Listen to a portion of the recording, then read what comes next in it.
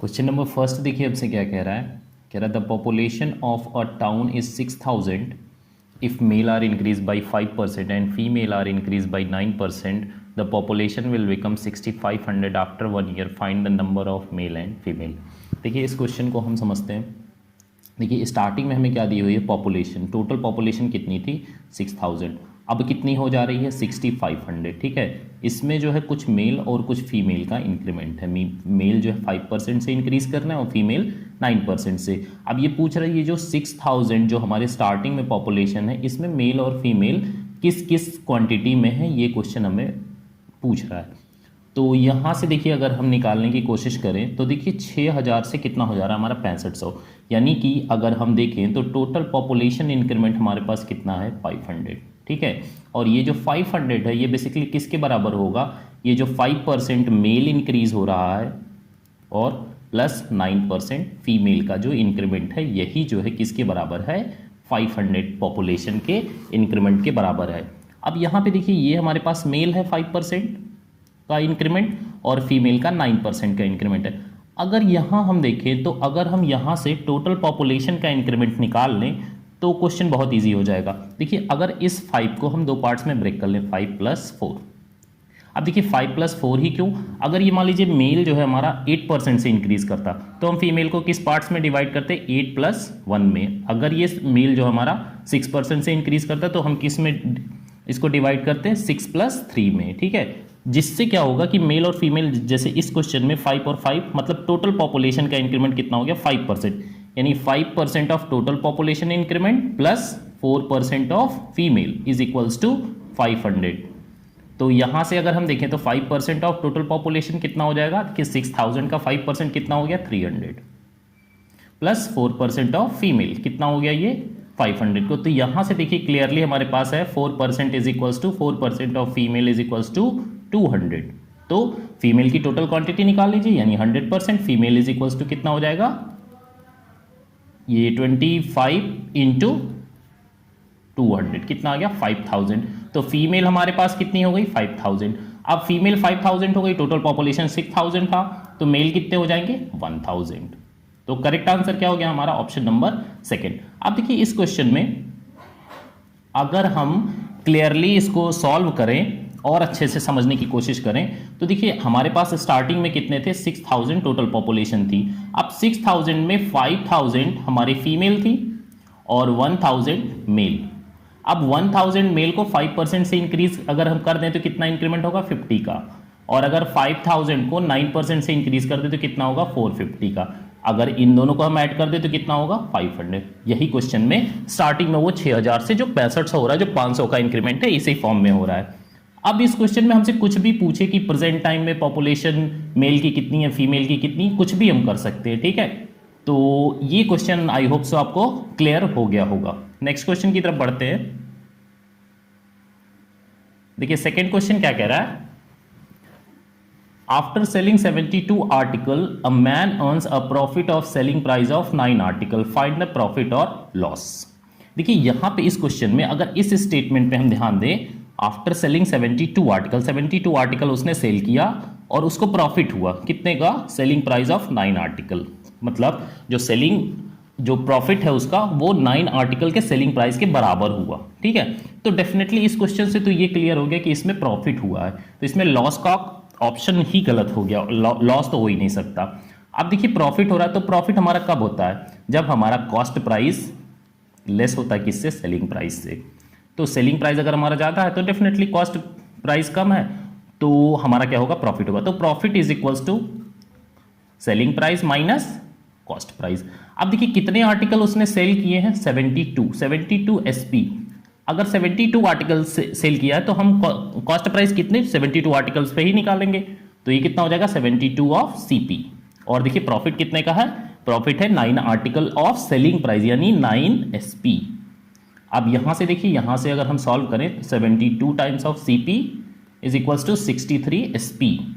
तो यहां से एसपी और सीपी का रेशियो कितना आ जाएगा, ये हमारे पास आ जाएगा 72/63. तो 9 8 जा 9 7 जा. तो यहां देखिए एसपी कितना हो गया, 8 और सीपी कितना हो गया, 7. यानी डेफिनेटली हमें क्या है, प्रॉफिट है कितने का, 1 का। किस पर निकालते हैं प्रॉफिट हम? ऑलवेज कॉस्ट प्राइस पे, अपॉन 7। अब देखिए आंसर किस में पूछ रहा, परसेंटेज में, तो इंटू 100 कर दीजिए, तो कितना हो जाएगा 42/8%। अब देखिए इस क्वेश्चन में वो कुछ भी पूछ सकता था आपसे, कुछ भी। देखिए यहाँ पे जो 9 आर्टिकल का सेलिंग प्राइस ऑफ 9 आर्टिकल का प्रॉफिट है उसको चेंज कर सकता है वो। अब उसको चेंज करना तो आप प्रॉफिट की जगह जो पी है, जहां हमने 9SP लिया, उसी के अकॉर्डिंग चेंज करके हम इस क्वेश्चन को सॉल्व कर सकते हैं और हमारा आंसर आ जाएगा। ठीक है, तो नेक्स्ट क्वेश्चन की तरफ मूव करते हैं। देखिए क्वेश्चन नंबर 3। देखिए a man cover certain distance on a car, if he travel 3 km/h faster he would have taken 40 minutes less, but if he decrease his speed by 2 km/h then he becomes 40 minutes late, find the distance। अब इस question को देखिए, अगर हम केवल इतना पढ़ते हैं, man cover certain distance on A car and if he travel 3 km/h faster he would have taken 40 minute less. ये डेफिनेटली बात है कि अगर मान लीजिए कोई भी अपनी स्पीड जो नॉर्मल स्पीड है उससे 3 किलोमीटर ज़्यादा चल रहा है तो उसको वो कम टाइम में अपने डेस्टिनेशन पे पहुंच जाएगा। अब ये जो कम टाइम ले रहा है, अब इसी पहले हम इतने स्टेटमेंट को सॉल्व करते हैं, फिर ये पूरे क्वेश्चन को हम एक लाइन में सॉल्व करेंगे। देखिए तो यहाँ पे डेल्टा टी मतलब जो समय बच रहा है, समय कितना बच रहा है 40/60। ठीक है, अब देखिए जब जो इसकी स्पीड मान लीजिए स्टार्टिंग में s है, तो अब फिर बाद में कितनी हो गई s+3, तो डेफिनेटली s+3 अगर स्पीड है तो टाइम उस टाइम क्या होगा, कम लेगा। तो यानी कि अगर हम यहाँ देखिए ये हमारा टाइम है, यानी यहाँ अगर हम delta T is equals to T2 - T1 करेंगे। ठीक है, अब T2 क्या है, T2 है जो हमारा टाइम ज़्यादा लिया। ज़्यादा कौन लिया, जो स्टार्टिंग में स्पीड थी उसकी कितनी थी, मान लीजिए ये डिस्टेंस d है, स्पीड कितनी होगी s होगी। ठीक है, उसके बाद उसने क्या किया, स्पीड को इंक्रीज कर दिया s+3 से। तो यहाँ से अगर हम d कैलकुलेट करें तो हमारे पास d कितना आ जाएगा, देखिए s+3 हो जाएगा एलसीएम, और इसको अगर हम सॉल्व करेंगे तो d इज इक्वल्स टू 40/60 और यहाँ s into s+3 divide by s+3 minus s, ये चीज आ जाएगा। ठीक है, अब देखिए इसी कॉन्सेप्ट को यूज करके हम पूरे क्वेश्चन को एक लाइन में सॉल्व करेंगे। ठीक है, ये मैंने बेसिक आपको समझा दिया। अब यहां से अगर हम देखें,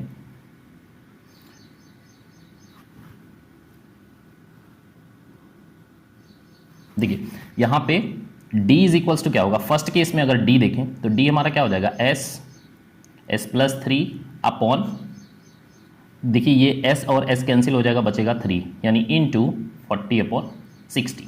और सेकंड केस में देखिए इस केस में भी डिस्टेंस तो हमारी सेम होनी है, लेकिन इस केस में वो अपनी स्पीड को क्या कर रहा है, डिक्रीज कर ले रहा है, तो डेफिनेटली टाइम ज्यादा लगना है। तो यहां पे क्या हो जाएगा, ये हमारा है, देखिए अपनी स्पीड 2 km/h की स्पीड से कम कर ले रहा है, तो यहां पे क्या होगा s into s-2 divide by s-2 minus s। तो यहां से s-2 हो जाएगा, तो यहां पे हमारे पास क्या बचेगा, सिर्फ और सिर्फ बचेगा 2 इंटू, ये भी सेम टाइम लेस ले रहा है 40/60। ठीक है, यहाँ 40/60 और ये 40/60 हो गया कैंसिल, यहाँ से s और यहाँ से s हो गया कैंसिल। यहाँ से सॉल्व करिए, 2 times of s plus 6 is equals to 3 times of x minus 6, तो s बराबर कितना आ गया 12। तो इनिशियल स्पीड कितनी आ गई इसकी 12। अब ये 12 की वैल्यू आप किसी भी इस दोनों इक्वेशन में पुट कर दीजिए, आपका डिस्टेंस आ जाएगा। तो d बराबर क्या हो जाएगा 12 इंटू 15 अपॉन 3 इंटू 40/60, और इसको अगर हम सॉल्व करें तो 3 जा 2 जा 3 5 जा 3 4 जा 5 4 जा 22 जा 40 किलोमीटर हो गई टोटल डिस्टेंस। तो करेक्ट आंसर क्या हो गया, option number 1 is the correct.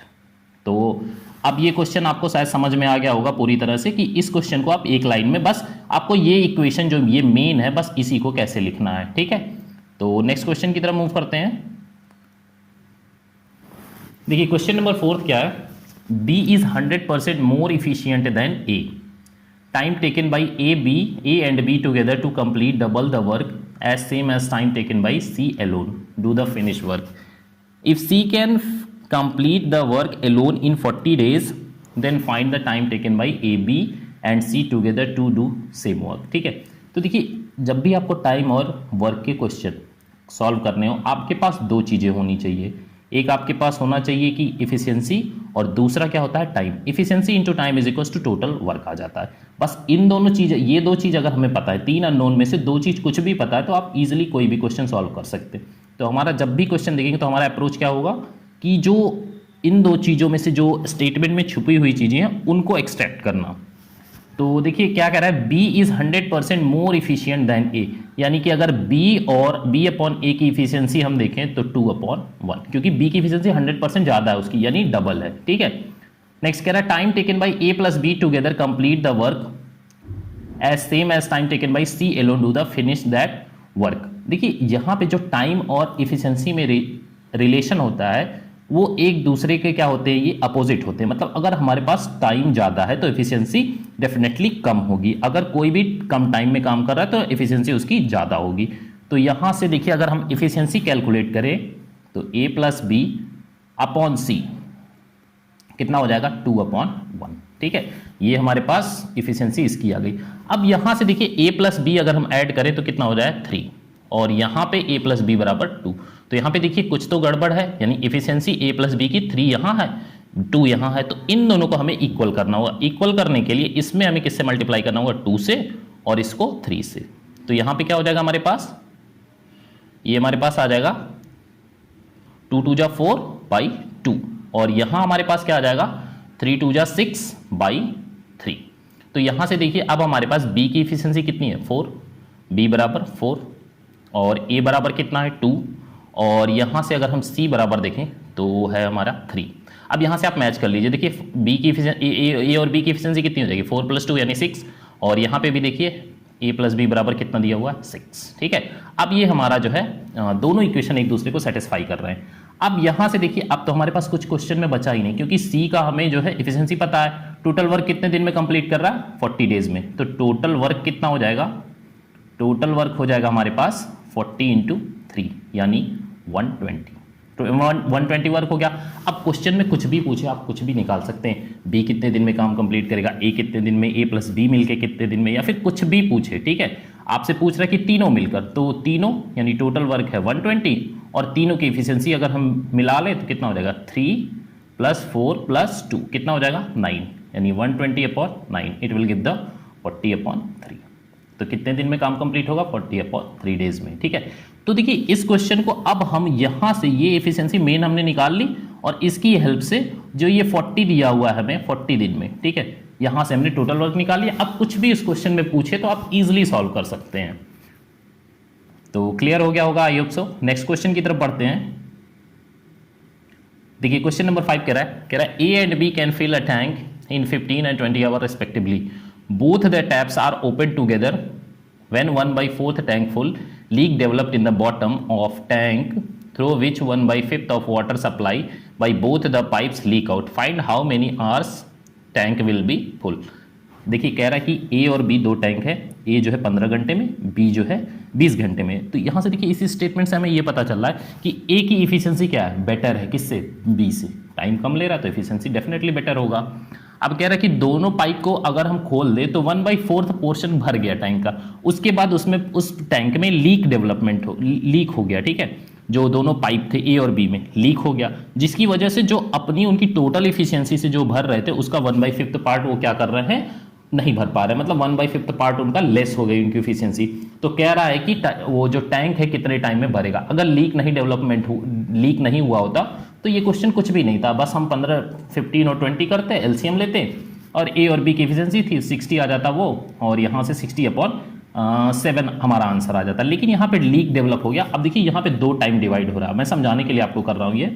देखिए T अगर हम कैलकुलेट करें तो T1 और T2 दो पार्ट में डिवाइड हो रहा है।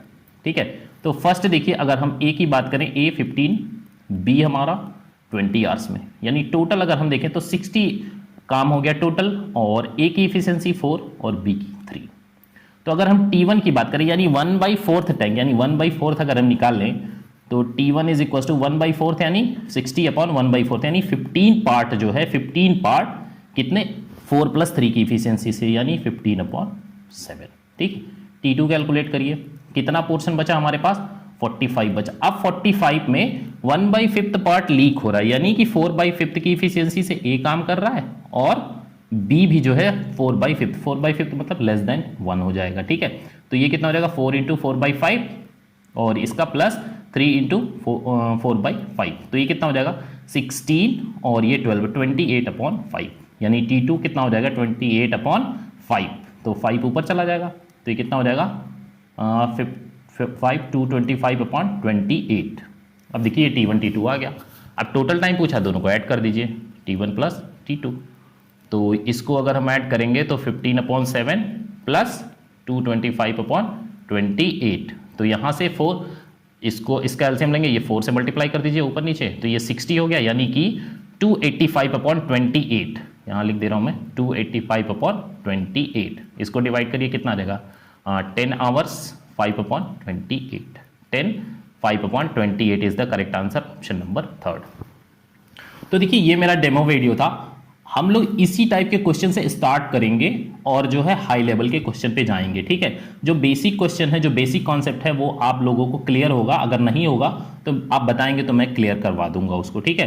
तो ये मेरा फर्स्ट वीडियो है, डेमो वीडियो, और जो नेक्स्ट वीडियो होगा वो हम चैप्टर वाइज पढ़ेंगे, हर एक चैप्टर से जो क्वेश्चन आजकल एग्जाम में आ रहे हैं उस क्वेश्चन को सॉल्व करेंगे, और आई होप सो मैं आपको बेटर अंडरस्टैंडिंग दे पाऊंगा, और हर क्वेश्चन को हम लोग क्रिस्टल क्लियर तरीके से समझेंगे कि उस क्वेश्चन को समझ लिया, अब उस क्वेश्चन से रिलेटेड कोई क्वेश्चन आएगा तो हम उसको कर लेंगे, ठीक है। तो चलिए फिर, थैंक यू, और कल से हम लोग चैप्टर वाइज जो है अपना लेसन स्टार्ट करते हैं, ठीक है। So thank you.